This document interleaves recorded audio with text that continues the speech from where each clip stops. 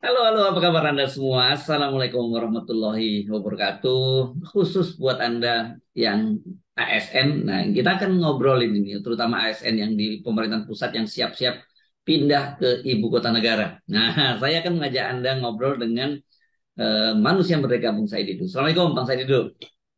Waalaikumsalam warahmatullahi wabarakatuh. Ini serius sekali nih Pak Jokowi nih, Bang Saididu. Orang banyak kan tadinya termasuk Anda itu juga yang meragukan bahwa IKN itu akan jalan. Ternyata kata Pak Jokowi pokoknya 17 Agustus 2024 udah acara udah peringatan di situ dan kemudian istana presiden akan jadi. Bahkan ternyata rumah-rumah ASN juga udah disiapkan tuh. Flat ya saya lihat kalau fotonya ya bukan rumah ya. Ya, itu gimana? Serius nih Bang Saididu?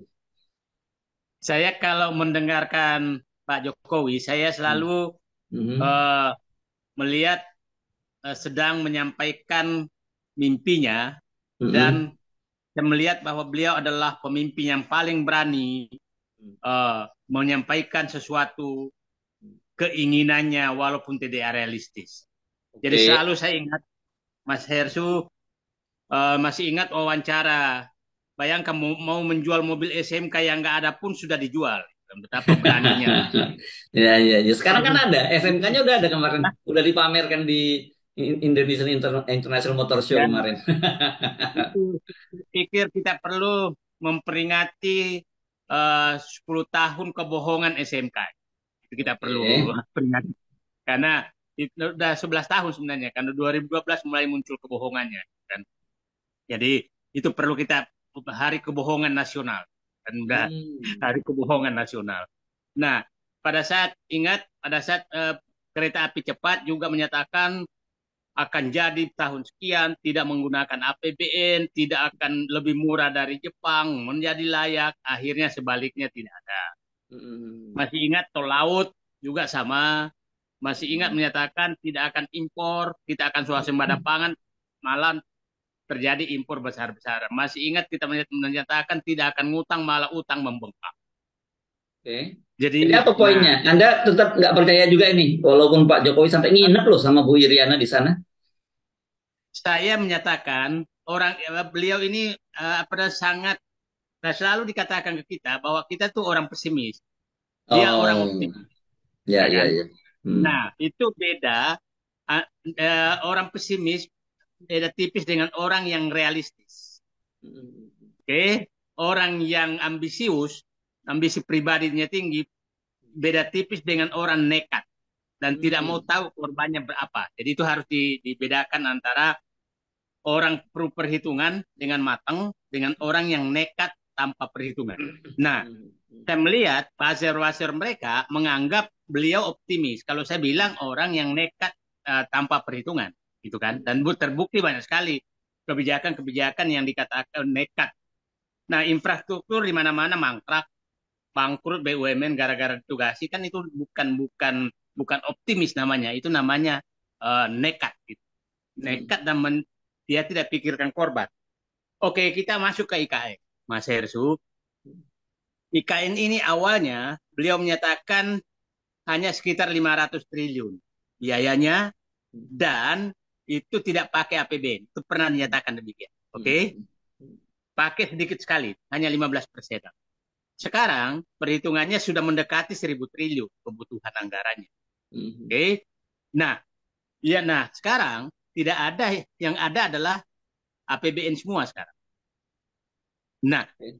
sekarang yang mau dibangun semua itu kan yang APBN. Hmm. APBN. Nah, yang non APBN kan tidak ada. Nah, saya ingatkan kembali, yang APBN itu adalah memang Istana Presiden, kantor kementerian itu bukan APBN, tapi saya yakin dibangun APBN lagi.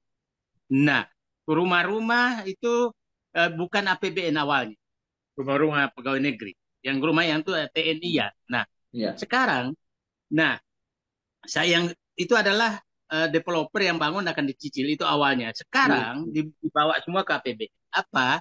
Jadi sebenarnya saya mengatakan Pak Jokowi kemarin datang ke sana untuk meresmikan pengalihan rencana anggaran Hmm. dari non APBN menjadi APBN. Itu sebenarnya yang terjadi, dan itu pekerjaan yang tidak sulit sama sekali karena hanya mengalihkan anggaran saja, dan penyebabnya dan mengalihkan anggaran saja dan membebani APBN. Nah, bagaimana APBN dibebani adalah dimintalah Menteri Keuangan menambah utang. Nah, utang itulah yang digunakan untuk membangun IKN. Jadi itu publik harus paham. Jadi publik harus Utangnya dari mana paham. nih sekarang nih Bang Saididul? Emang masih ada yang Kenapa? mau ngasih utang, masih ada yang mau utangan, masih memberi utang kalau untuk IKN?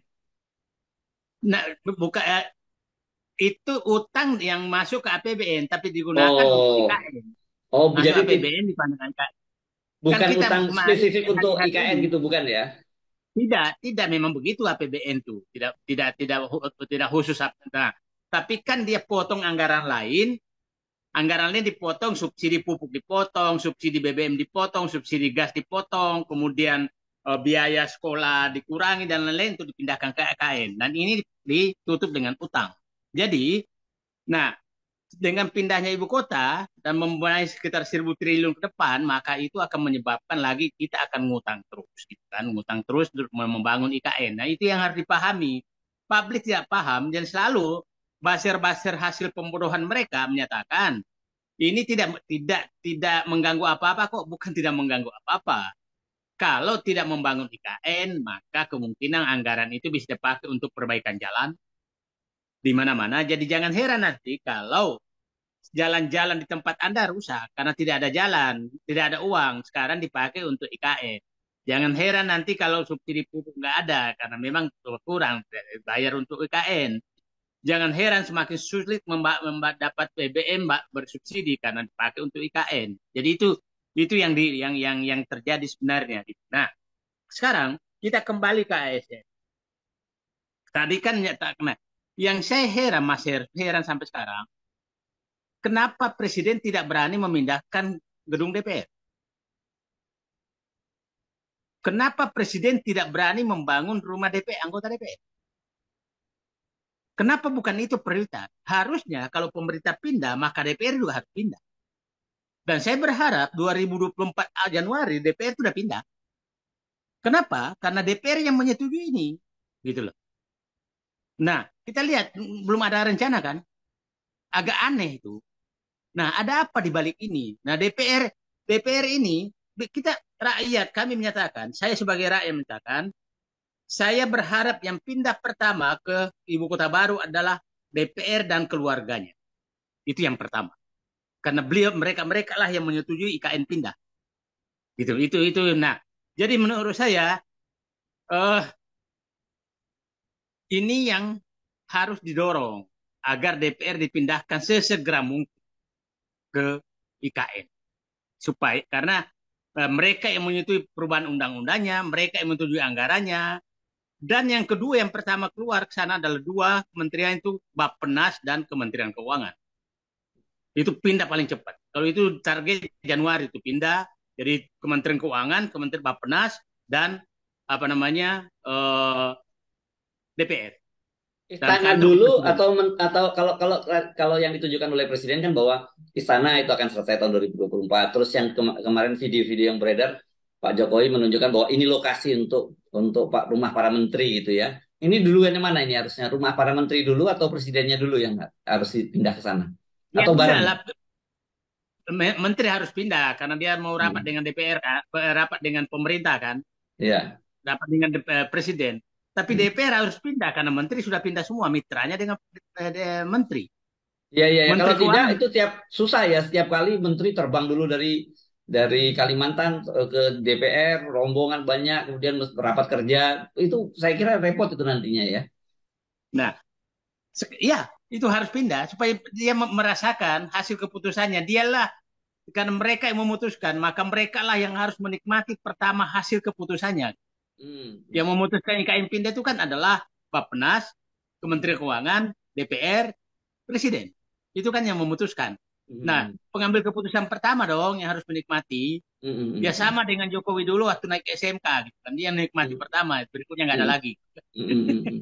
Ya, ya, ya. Nah, Oke, jadi Nah, menurut Anda kalkulasinya kalau seperti dikatakan oleh Presiden bahwa istana akan selesai, rumah menteri juga akan selesai, itu Anda percaya itu bisa selesai ya karena tadi dananya menggunakan APBN. itu pekerjaan gampang sekali, Mas. Hmm. Gampang sekali. Itu pekerjaan nggak perlu presiden umumkan itu. Hmm. Karena presiden punya kewenangan untuk mengalokasikan anggaran. Hmm. Panggil desain, panggil apa namanya kontraktor, kasih uang, jalan. Itu Hmm. pekerjaan paling gampang. Tapi kan beliau begini. Beliau kan terlalu tidak memikir resikonya apapun. Sama halnya dengan apa namanya ya udahlah SMK lah. Dia nggak mau tahu tuh. Pokoknya ada SMK. Dia kereta api cepat. Dia nggak mau tahu urusannya. Hmm. Oke. Kereta api cepat, jalan tol, bandara. Dia nggak mau tahu urusannya. Yang penting keinginannya.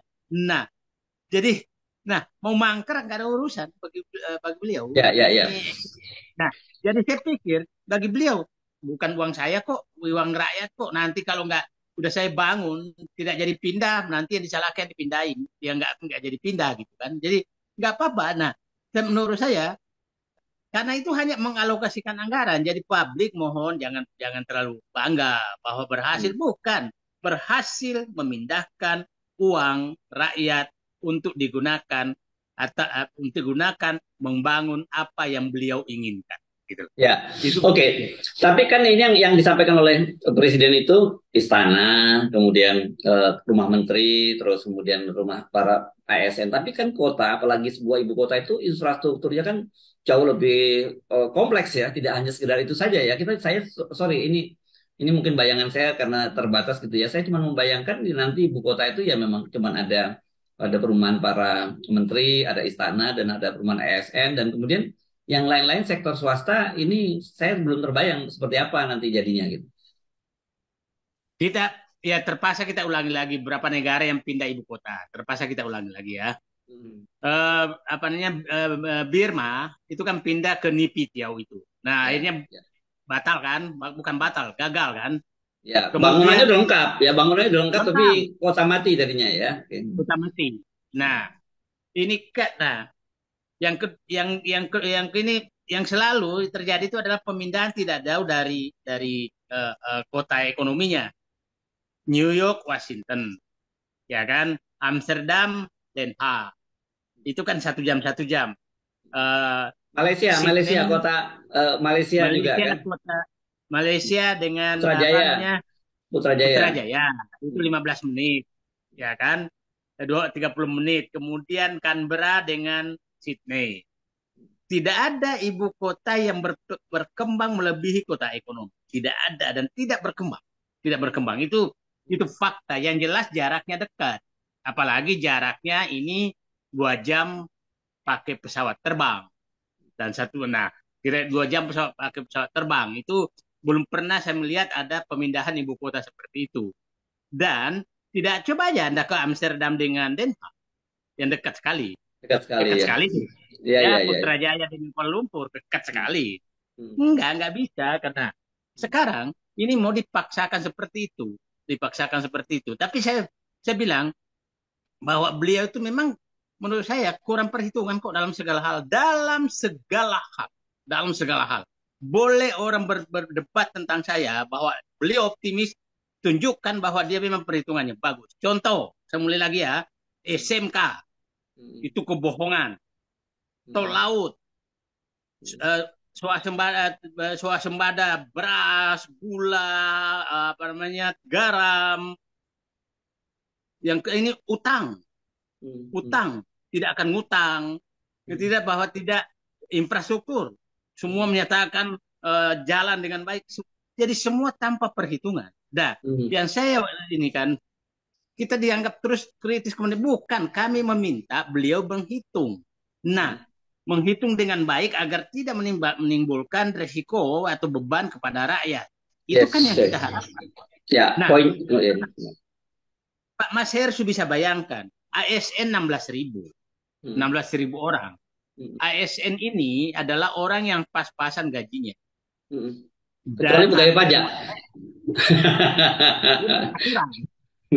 Saya Oke. ASN. Ya. ASN itu biasanya gajinya sudah habis dipakai untuk cicilan rumah, kendaraan. Yang biasanya dipakai makan tuh honor-honor. Oke. Nah, SPJ. SPJ. Hmm. Nah, itu dipindahkan ke sana, cicilan rumahnya di Jakarta atau di tempat di Jakarta itu anaknya sekolah di Jakarta, maka dia berangkat dengan mengharapkan makan SPJ. Nah, sekarang dengan pindah ke sana, kan itu bukan rumah gratis tuh, pasti disuruh bayar. Iyalah. Hmm. Nah, pasti bayar. Nah, berarti dia nyisi lagi. Terus gimana dia mau hidup? Dan saya Hmm. punya keyakinan Hmm. bahwa kemungkinan besar mungkin lebih dari setengah ASN yang sudah profesional itu akan mengundurkan diri kalau saya punya Oke. keyakinan. Yes. Oke, jadi kalau Pak Jokowi sekarang menebar mimpi lagi ini, mari kita nikmati saja ya, gitu ya, Bang Said itu ya. Bagaimana kita tinggal mengamati bagaimana selanjutnya, kira-kira begitu kan ya? Nah, ya, saya setuju bahwa kita nikmati aja bahwa beliau lagi membangun mimpi baru, Ya, mimpi baru untuk foto-foto sendiri baru dan macam-macam yang baru untuk menutupi kebohongan-kebohongan atau kegagalan yang lama. Kira-kira oke. begitu. Ya, Akhirnya orang kan tidak bayar lagi, bahas lagi apa namanya, wah kita bangkrut gara-gara jalan tol, bandara Soekarno-Hatta mau dijual karena bangkrut dengan bandara lain, karena bandara yang lain yang tidak ekonomis itu membebani. Nah, itu saya pikir, nah selalu modus beliau itu adalah menciptakan sesuatu yang baru untuk dibahas. yes. Dan menarik Oke. lagi, Mas. Hmm. Coba bayangkan, ini kan teman-teman saya banyak sekali ngontak, Pak, ada pembukaan lapangan kerja untuk otorita IKN. Untuk otorita IKN. Nah, kenapa nggak ASN aja yang disuruh? Hmm. Oke, Ya, ya. dan saya melihat yang banyak apa namanya, yang banyak berhasil lulus itu adalah orang yang dekat kekuasaan, malah Hmm. bekas relawan Ya, dengan ya, gaji ya. yang sangat tinggi. Hmm. Gaji ketua IKN kan 180 sekian juta, gitu kan. Hmm. Ketua otoritanya. Nah, di bawahnya tuh lagi nih kepala biro sekarang, kenapa nggak ASN aja yang disuruh? Hmm. Kenapa harus merekrut lagi gitu? Merekrut Hmm. lagi pegawai baru. Nah, Hmm. ini semua menurut saya begini sih. Eh Mungkin Pak Presiden perlu dapat kuliah khusus dari Sumulyani. Oke. Bagaimana bagaimana uang negara itu diperoleh dan bagaimana agar tidak membebani rakyat. Itu yang Ya, harusnya sih ya. diberikan kuliah. Karena seakan-akan beliau itu tidak ada kendala dalam hal itu. Jadi begini, Mas Hersu, kita tetap eh, memaklumi beliau karena itu kebiasaan. Tapi kita harus tetap kritis, jangan sampai karena hobi beliau menyampaikan mimpi-mimpi yang tidak realistis dan melaksanakan mimpi-mimpi yang tidak realistis, merugikan rakyat, bangsa, dan negara. Itu saja. Yes. Oke. Baik, terima kasih Bang Saidido. Sampai ketemu lagi ya kita ya. Assalamualaikum warahmatullahi wabarakatuh.